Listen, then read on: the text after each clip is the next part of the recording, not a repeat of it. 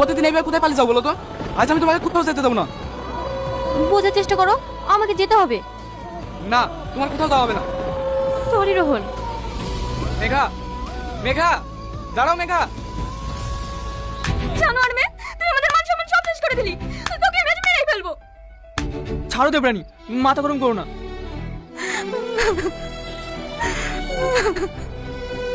কিরে, সেলিমকে বেঁধে রেখেছে, তুই কিছু বলিসনি? ওকে যেভাবে পিটছিল আমি ভয়ে যেতে পারিনি। আপনি তো এই গ্রামের মডেল, তাই না?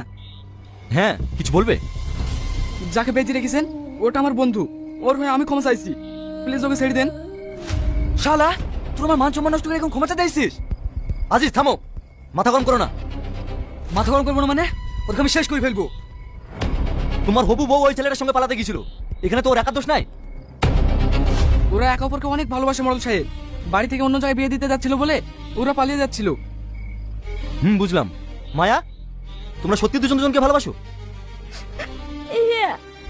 তাহলে এখানে সব পরিষ্কার। গ্রামের নিয়ম অনুযায়ী ওদের দুজন দুজনের বিয়ে দেওয়া হোক। তোমার কি মত আকবর? এসব আপনি কি বলছেন? ও তো আমার হবু বউ। দেখো, তুমি যদি ওকে জোর করে বিয়ে করো, তারপরে দুদিন পরে তো পালিয়ে যাবে, তখন তুমি কি করবে? পালিয়ে যাবে মানে? আমি ওর ঠ্যাং ভেঙে ফেলে রাখবো। জোর করে কখনো ভালোবাসা পাওয়া যায় না আজিজ, আমি যেটা বললাম সেটাই হবে। মৌলানা রাখো, আমি এখনই ওদের দুজনের বিয়ে দিয়ে দেবো।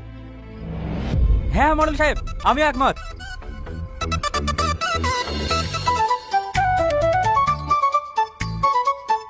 যাক, ভালো ভালো বিড়া হয়ে গেল, এবার সবাই মিলে বাড়ি। কি ভালো ভালো হলো?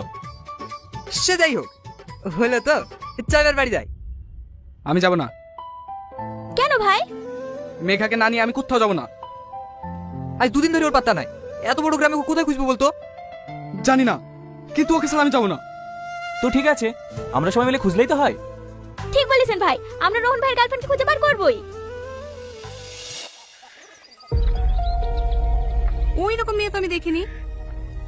একটু মনে করে দেখুন না, টানা টানা চোখ, এত বড় বড় চুল, আর নাম মেঘা। না না, ওই নামে আমাদের গ্রামে কোনো মেয়ে নাই।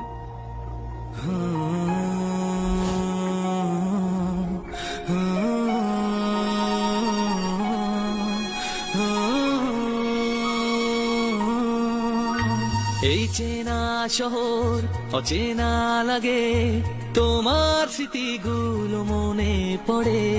কি বলবো আজ পায় না ভেবে, দু চোখ ভরে শুধু ঝরে। এই চেনা শহর অচেনা লাগে, তোমার